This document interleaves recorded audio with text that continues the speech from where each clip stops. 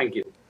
चलिए आगे बढ़ते हैं। अब हमारे साथ मार्केट फंडामेंटल पर चर्चा करने के लिए फोर्ट कैपिटल के सीनियर फंड मैनेजर पराग ठक्कर जुड़े हैं। पराग जी, गुड मॉर्निंग। सबसे पहले आपको भी इस साल की शुभकामनाएं। पहली इंटरेक्शन हमारी है 2025 की।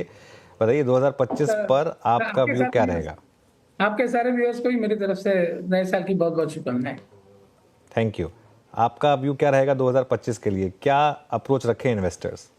आई थिंक सी ये जो माहौल है कि जिसमें डॉलर इंडेक्स और यूएस 10 ईयर रैली कर रहा है, जो ट्रम्प रेट चल रहा है, in spite of Fed cutting interest rates, इसमें इसकी वजह से और जो Q2 का जो जीडीपी ग्रोथ आया है 5.4%, उसके चलते हुए डोमेस्टिक सिक्लिकल्स पे लोग काफी नेगेटिव, एटलीस्ट एफआईआईज, और ये मेरे ख्याल से बाइंग अपॉर्चुनिटी है। Whether it is banking and finance. For example, मैंने 3 दिन पहले ही कहा था मीडिया में कि बजाज फाइनेंस बहुत अच्छा बाय लग रहा था 6,800-900 के लेवल पे, बिकॉज उसमें 20% की ग्रोथ आप पकड़ के चल सकते हो अगले 3, 3.5 साल, 4 साल के लिए। इन शॉर्ट, कंपनी ने खुद कहा कि 5 साल में हमारा ईवीएम डबल होगा, और अगर इकोनॉमी टेलविंड अच्छी रही तो 3 से 4 साल में भी हो सकता है। प्लस कॉस्ट ऑफ फंड भी उनका जो है वो पीक कर गया है। कल आपके ही चैनल पे एसबीआई चेयरमैन ने भी बोला कि cost of deposits have peaked out, so cost of funds has peaked out for Bajaj finance also. Credit cost जो अभी मेजर कंसर्न है, बिकॉज उनकी ज्यादा करके लैंडिंग रिटेल में है, वो कंसर्न भी मेरे ख्याल से मार्च क्वार्टर में पीक आउट हो जाएगा। तो मेरे हिसाब से बजाज फाइनेंस जैसे शेयर जो डोमेस्टिक सिक्लिकल्स है, या मैं बोलूंगा अंबुजा जैसे शेयर्स, जिसमें सीमेंट में हमने सबसे खराब टाइम देखा है, Q2 was worst for cement. Q3 में कोई ज्यादा इंप्रूवमेंट नहीं है, लेकिन मेरे जो चैनल चेक्स है वो ये बता रहे हैं कि लास्ट 15 दिन से डिमांड थोड़ी सी बढ़ी है, और उसकी जो भी थोड़ा बहुत प्राइस इंक्रीज इन्होंने किया है, उसमें से आधा एटलीस्ट टिक पाया है। तो अंबुजा अभी क्या है, 1,30,000 करोड़ के मार्केट कैप में आपको 100 मिलियन टन कैपेसिटी मिल रही है, और ये कैपेसिटी उन्होंने बोला है 2028 तक 140 मिलियन टन हो जाएगी। तो अगर हम समझे कि 140 मिलियन टन में से 110, 115 मिलियन टन भी बेचे और 1,100 रुपए इबिटा पर टन भी करे, तो ये 12-13 हजार करोड़ का इबिटा कर सकता है। तो मैं, और अभी डेट फ्री है कंपनी, और उन्होंने बोला है कि हम 2028 तक जब तक 140 मिलियन टन करेंगे तब तक भी डेट फ्री रहेंगे। तो अगर ये होता है तो इसमें बहुत बड़ी अपॉर्चुनिटी है मेरे ख्याल से। ये स्टॉक हमारे पोर्टफोलियो में भी है, और Bajaj finance is our top holding by the way. Bajaj finance, okay, तो बजाज फाइनेंस और अंबुजा, ये दो स्टॉक्स हो गई। पराग जी, मैं व्यू लेने की कोशिश कर रहा हूँ अब रिलायंस पर, कि क्या इन लेवल्स पर रिलायंस को बाय किया जाए। आपका क्या व्यू होगा स्टॉक पर? आप कंस्ट्रक्टिव होंगे या अभी इसको थोड़ा और समय लगेगा? नहीं, मेरे हिसाब से Reliance has to be in your portfolio at this price. ये तो मेरा क्लियर व्यू है। क्योंकि सी देखिए, जो टेलीकॉम बिजनेस है, वो टेलीकॉम बिजनेस की वैल्यू करीबन 9 से 10 लाख करोड़ है, जबकि टोटल आज मार्केट कैप 16 लाख करोड़ है। तो आपको बाकी का सब चीज, जो भी रिटेल में जो थोड़े बहुत इश्यूज चल रहे हैं, उसकी वजह से स्टॉक आपको ये प्राइस में मिल रहा है। लेकिन मेरे हिसाब से 1 या 2 क्वार्टर में वो सारे इश्यूज सॉर्ट आउट हो जाएंगे। और फाइनली मेरा ये पर्सनल मानना है कि बिकॉज ये साल इलेक्शन ईयर था, और मॉनसून और प्रोलॉन्ग मॉनसून और समर के कारण रिटेल काफी ठंडा रहा, plus inflation was high and people were not able to spend money, and consumption काफी स्लो था। मेरे हिसाब से बजट में भी कुछ ऐसी चीजें आनी चाहिए जो मिडिल क्लास को हेल्प करे, और इसलिए रिटेल भी अगले साल रिलायंस के लिए अच्छा करना चाहिए। जियो में तो टैरिफ हाइक होते रहेंगे, तो वो एक पॉजिटिव है। रिफाइनिंग और पेटकेम में ये है कि रिफाइनिंग इंप्रूव कर गया है Q2 से Q3 में। पेटकेम में अभी भी दिक्कतें हैं। मेरे हिसाब से ये stock gradually one should accumulate, and it has to be a portfolio stock. हमारे पोर्टफोलियो में तो ये टॉप 10 होल्डिंग में है ही।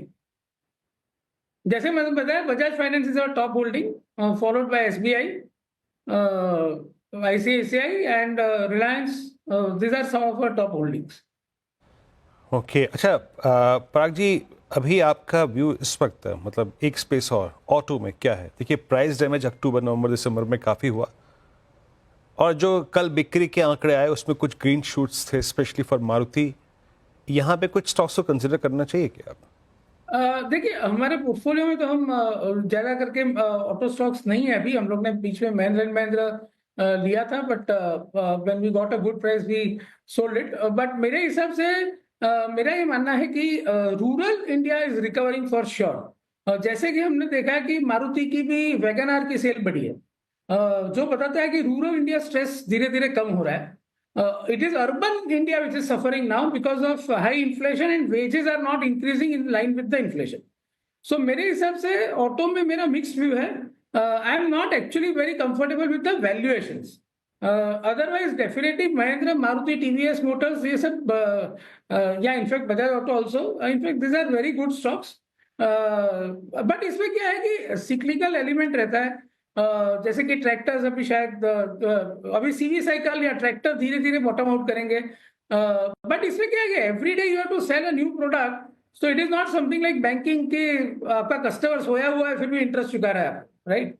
या so it is not a day to day consumption item. So discretionary है। जब सेंटिमेंट बेटर होगा तब चीजें सुधरेगी और उसके हिसाब से वैल्यूएशन थोड़ा है। Of course I have to give full credit to Mahindra and Mahindra management, जिन्होंने प्रोडक्ट लॉन्चेस काफी एक्साइटिंग की है और इसलिए उसमें इंटरेस्ट बरकरार रहेगा। और at some point we will also consider buying Mahindra और टीवीएस मोटर्स। अच्छा पराग जी, हमने पीएसयूज में भी बहुत पेन देखा है बीते 6 महीने में, स्पेशली जून के बाद से तो ज़्यादा शुरू हुआ था। उस वक्त पहले रेलवेज में हुआ, फिर डिफेंस में हुआ, इस बार एनटीपीसी कोल इंडिया में काफ़ी प्राइस डैमेज हुआ है। इन प्राइसेस पे आप लोगों ने क्या ग्रैब किया पीएसयूज में? देखिए, पीएसयू बैंक जो है उसमें तो हम बुलिश ही है। SBI is our top holding, one of the top holding after Bajaj finance. तो एसबीआई में तो कल आपके ही चैनल पे प्रमोद शेट्टी साहब आए थे, चेयरमैन। उन्होंने बोला है मार्जिन में मार्जिन स्टेबलाइज होगा। उनकी जो अनसिक्योर्ड लोन बुक है 3,40,000 करोड़ की, वो तो सेफ है बिकॉज वो गवर्नमेंट एम्प्लॉइज को दी गई है। तो there is no problem of asset quality also in SBI. Valuation भी 7 का P, one time book. I think SBI, मेरे हिसाब से तो SBI is a great buy in PSU, followed by something like HAL, जहां पे डिफेंस फोकस तो रहेगा ही। We are approaching budget also and मेरे हिसाब से HAL is a very good play. वहां पे कंपनी के पास मोट है, वो जो वो कर सकता है वो इंडिया में और कोई नहीं कर सकता है। और ऐसी कंपनी अगर 32-33 के ट्रेलिंग पी पे मिल रही है, 20% ईपीएस ग्रोथ है, बहुत सारी कैश है कंपनी में, तो आई थिंक एसबीआई और एचएएल, मैं बोलूंगा पीएसयू में मेरे टॉपिक्स रहेंगे। ओके, मिड कैप यूनिवर्स में कोई आपकी पिक्स होंगी क्या इस समय? सॉरी, किसमें? मिड कैप यूनिवर्स में, मिड कैप या स्मॉल कैप यूनिवर्स में कोई अगर कोई स्टॉक्स हो? हाँ, तो मिड कैप में एक एक्स्ट्राऑर्डिनरी स्पेसिफिक सिचुएशन अपॉर्चुनिटी हमको दिखी। जैसे ग्रेन्यूल्स करके कंपनी है, उसका भाव 725 से गिर के 550 आ गया था बिकॉज उनके एक प्लांट में और यूएस एफडीए के ऑब्जर्वेशंस आए थे। तब हमने उस कंपनी को खरीदा बिकॉज हमें लगा कि कंपनी ने इनफ रेमेडियल मेजर्स लिए हुए हैं।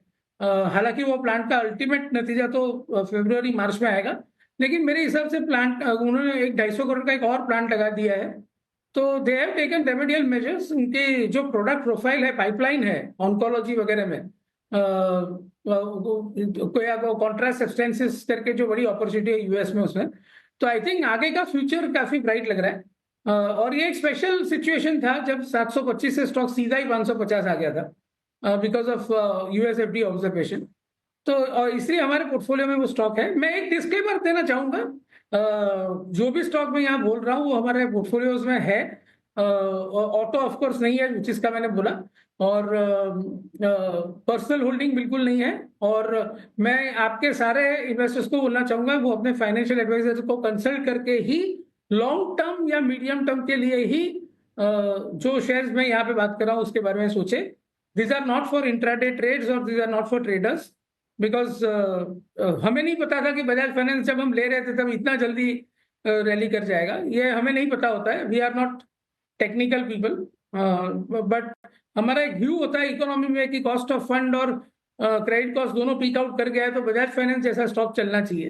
अभी वो कब चलेगा वो तो हमें भी नहीं पता था। तो खैर किसी को नहीं पता और आप चिंता मत करिए, आप बोले या ना बोले हम डिस्क्लेमर तो चला ही देते हैं। तो थैंक यू सो मच। नहीं, एक आवास फाइनेंस करके एक ऐसा स्टॉक है, वो भी हमारे पोर्टफोलियो में है। ओके, पूरा सेल्फ ऑक्यूपाइड रेसिडेंशियल प्रॉपर्टी है, 95% of the loan book is against that. And 35% of the loan is eight fix rate. तो जब रेट कट होगा तो इनको बहुत फायदा होगा, और ये लोन लंबे समय के लिए दी गई लोन है, और ठीक है। 3.5% ROI वाला बिजनेस है, 2.2 टाइम बुक पे, और ओपन ऑफर आने वाली है 1767 में। पराग जी समझ गया मैं, चलिए ठीक है, इस स्टॉक पे भी बात हो गई। थैंक यू सो मच, आज आपके साथ इतने स्टॉक आइडिया डिस्कस करे और डिस्क्लेमर प्ले किया हमने। थैंक यू सो मच आज हमारे साथ जुड़ने के लिए। चलिए